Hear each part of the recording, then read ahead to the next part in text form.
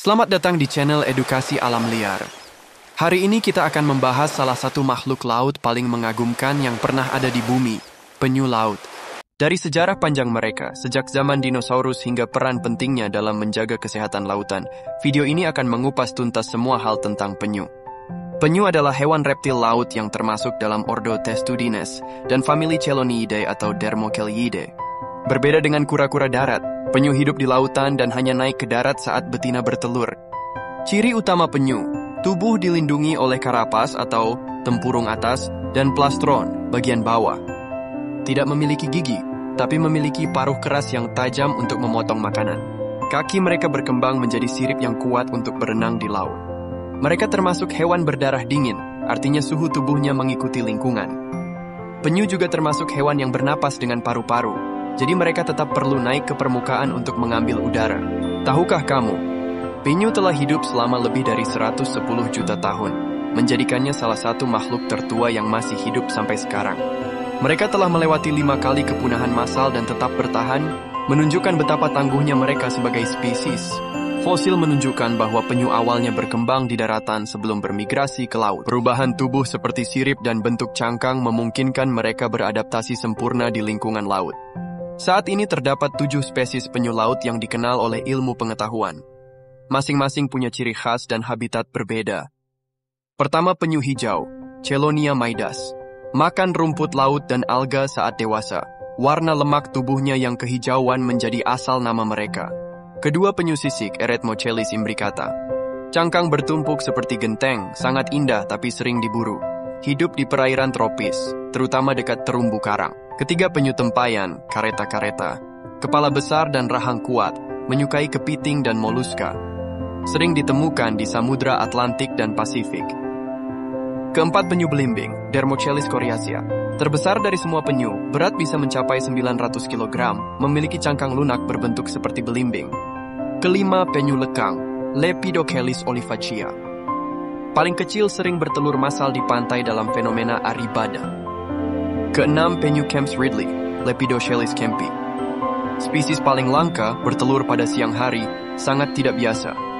Dan yang terakhir, penyu pipi, Natator depressus, penyu endemik Australia, hidup di perairan tropis dangkal. Siklus hidup penyu mencakup fase kritis dan berbahaya sejak awal. Bertelur di pantai, betina menggali lubang dengan sirip belakangnya di pasir dan bertelur. Satu sarang berisi 50-200 telur.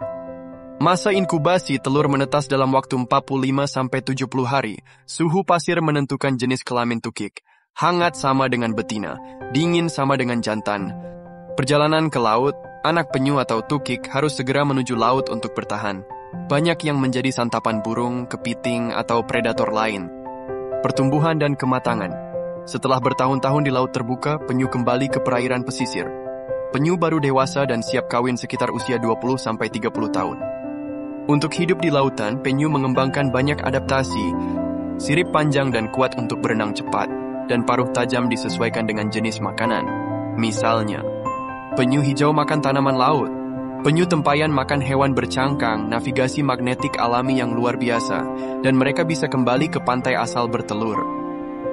Kemampuan menyelam dalam hingga lebih dari 1000 meter dan bisa menahan napas hingga 5 jam saat tidak aktif. Penyu bukan hanya indah tapi juga berperan vital bagi ekosistem. Penyu hijau menjaga keseimbangan padang lamun dengan memangkas tanaman laut berlebihan. Penyu sisik membersihkan terumbu karang dari spons pengganggu dan telur yang tertinggal menyuburkan pasir pantai, mendukung tumbuhan pesisir. Sayangnya, penyu menghadapi berbagai ancaman besar. Perburuan ilegal untuk telur, daging, dan tempurungnya. Polusi plastik. Penyu sering mengira plastik sebagai ubur-ubur. Perangkap perikanan, seperti jaring pukat yang mematikan. Pembangunan di garis pantai, mengganggu tempat bertelur. Dan perubahan iklim global, mempengaruhi suhu pasir dan jenis kelamin tukik. Berbagai upaya dilakukan untuk melindungi penyu, konservasi dan pelepasan tukik oleh komunitas lokal. Zona perlindungan laut dan larangan perburuan. Edukasi masyarakat untuk tidak mengonsumsi telur penyu, inovasi alat tangkap ramah penyu seperti TED atau Turtle Excluder Devices. Wisata edukatif, bukan eksploitasi. Penyu adalah makhluk luar biasa yang sudah terlalu lama menanggung beban akibat aktivitas manusia.